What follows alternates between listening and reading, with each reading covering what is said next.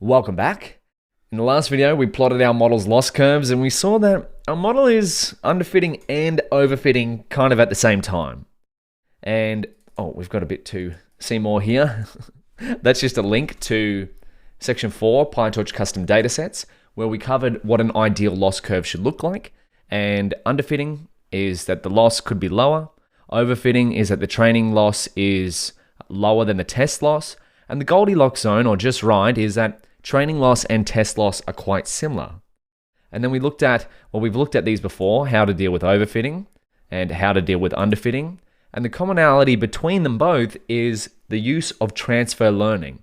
Take a pre-trained model on a problem similar to ours and customize it to our own problem, a la FoodVision Mini. So that's what we're going to start to cover here. And you might have already given this a go. So we want to use a pre-trained VIT, so vision transformer, from Torchvision.models. So if we go here, let's just write a note here. Generally, in deep learning, if you can use a pre-trained model from a large data set on your own problem, this is not good English, but it's often a good place to start.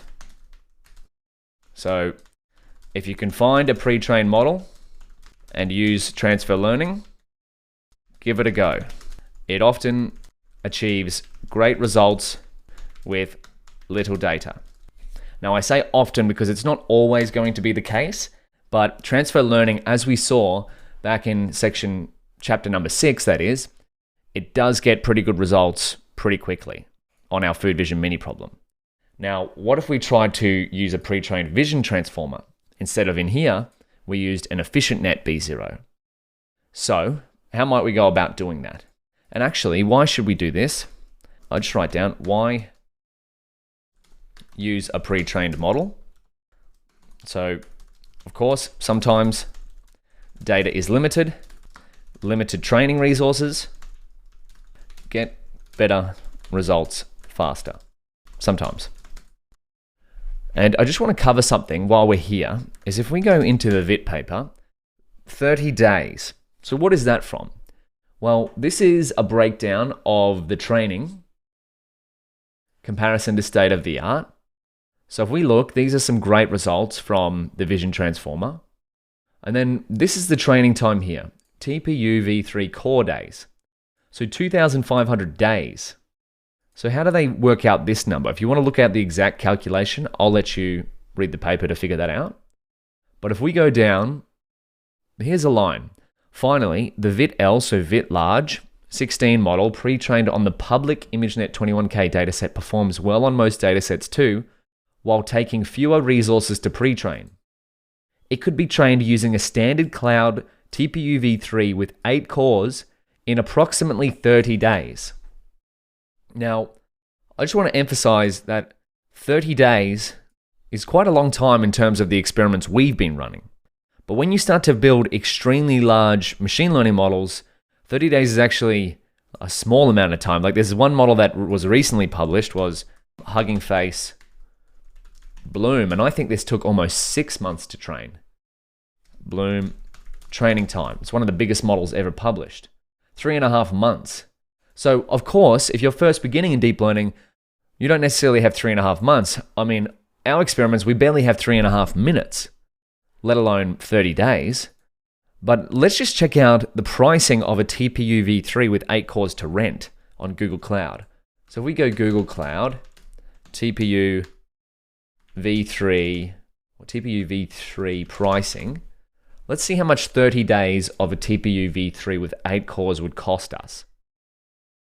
So TPU pricing, TPU, do we have cores? Here we go. TPU type v3 cores, 8 cores, which is exactly what we had here, 8 cores. So 30 days, how much does it cost to rent one of these for 30 days? If we wanted to rent it on demand, $8 an hour. So let's do a quick calculation. So cost of a TPU v3 for 30 days. So we want 30 times 24 times 8. US dollars. Cost equals print. Cost of renting a TPU v3 for 30 straight days is cost. And we want to go US dollars. 5,760 US dollars. Oh my goodness. And of course, it'd be a little bit cheaper if you got it at it'll be about a third of the price, thereabouts, if you got it at the preemptible price. But still, that is very prohibitory for a lot of people out there, especially if you're just beginning with deep learning. So, of course, you may one day get to that stage of training such big models. But for now, we want to work quickly. We want to keep our experiments going. We want to utilize the free resources that we have access to, such as, how big is our GPU? A 12 gigabyte GPU, or maybe mine's 16 on here because I'm using Colab Pro. We only have one 16 gigabyte GPU. So wherever we can get better performance for less time and less cost, we should try to use that. So pre-trained model, the original VIT was just under 6,000 US dollars if we're taking the price of Google Cloud right now. With that being said, let's start to import the libraries we need to use a pre-trained model. So the following requires Torchvision 0.12 and Torch plain PyTorch 0.12, and we're using Torchvision 0.13 plus now because there's a new API as of 0.13 for pre-trained models, which is very helpful. So import Torch, import Torchvision, and print Torch _version, just to make sure we've already done this right at the top, but we're just going to do it anyway to make sure. Beautiful. Now we're going to set some device agnostic code, just because we're starting to train a new model here. So we don't have to do this, but I'm just doing it for completeness. So we go through all of the steps that we do if we were just setting up a model from scratch. Device. Now what can we do? So we want to get a pre-trained weight. So get pre-trained weights for VIT base. And now the beautiful thing as well for Torchvision models is we're not limited to VIT base. So if we go to Vision Transformer, they have VIT L and VIT huge as well if we really wanted to. But we'll just stick with VIT base to begin with. So how do we get these pre-trained weights? Torchvision.models.vitb16 weights. Let's just copy that into here and see what happens. I'll call this pre-trained VIT weights so we know that they're pre-trained. This has been weights that are pre-trained on ImageNet. And we'll get default because default equals best available. So if they ever get updated, we'll use the best available. And finally, we want to, well, not finally, we've got a few more steps. VIT model instance with pre-trained weights. So we'll go pre-trained VIT equals torchvision.models.vitb16, and we'll set the weights equal to pre-trained VIT weights. And of course, we're getting, and we'll send that to the target device actually, and we're getting these, or this, from here. VitB16, we're setting the weights. And if we come back, what else do we need to do? Well, let's just have a look at our pre-trained VIT, hey? So we should, yeah, there we go. We're downloading some weights from PyTorch. And here we go. We've got a pre-trained VIT, which looks very similar to the model that we created from scratch. Now, this is an architecture that's been built by the PyTorch team. So you can inspect that if you want and compare it to our own. But what are we trying to do with a feature extractor model? We want to have our own input data, and this is an efficient net B0 architecture. We covered this back in PyTorch Transfer Learning. We want to keep the backbone frozen, but change the output head to our own problem. So let's have a look at what that might look like. So we want to freeze, well, it looks like the Vision Transformer only has two major parts. And the heads layer, So before, for efficient net, we could freeze the parameters. So what we might do is freeze the features section. Let's freeze the base parameters. So we'll freeze everything. freeze the base parameters. So for parameter in pretrained vit dot parameters, we can freeze them so that their gradients don't update during training by switching their requires grad to false. Wonderful. Now let's just get a summary of our model to see what's happening, and we can use this summary code here.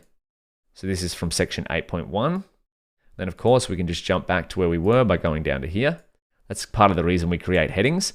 Let's check out our pre-trained vit. Wonderful. So there's the architecture for the pre-trained vit, but all of the layers are untrainable. So we have to replace the header here with our own custom layer. So total parameters 865, 67, 656. Now that is because it has 1,000 classes. The parameters is a little bit different to what ours was because, again, the head has 1,000 output classes. But let's see how this changes when we update the classifier head. So right now we're doing the equivalent of, if we go to figure 1 in the paper, go back to the top, we're changing this section of the pre-trained vit, the MLP head, we're changing that to suit our own problem. So this part of the architecture is all pre-trained on ImageNet that we've downloaded from PyTorch.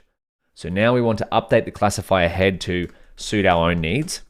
So we'll set the seeds and let's go pre-trained vit.heads equals nn.linear, and we'll change it to inFeatures equals 768 for the, this is down here, because it's got a layer norm here. So all we need to do is change this linear layer.